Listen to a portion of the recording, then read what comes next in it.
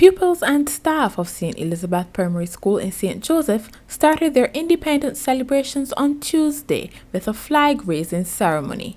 Dame Maisie Barker Welch was the special guest speaker. She gave the students a short lesson on the island's journey from British colony to independent state. All our laws were made out there, and we had to obey them.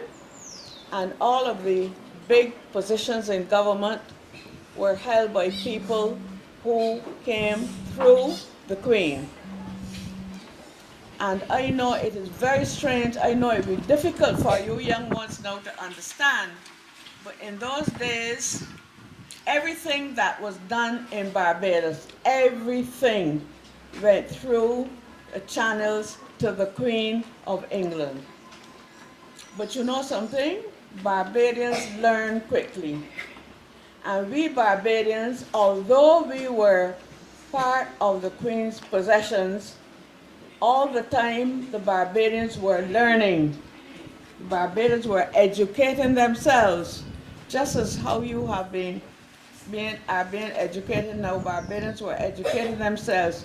And so by a certain time, we knew that we were able to run our own affairs. So in order to run our own affairs, we had to become independent.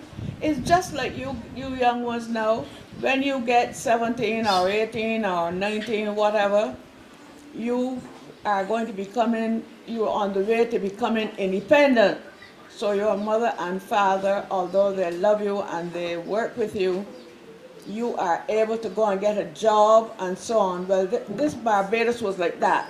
Barbados was young under the colonial system, but then we grew up and we learned everything so that we were governing ourselves really. And the Queen's business and the Queen, all that the Queen and her people had to do was to was to help us to carry on our own business. So in 1966, as I'm sure you all know, we became independent.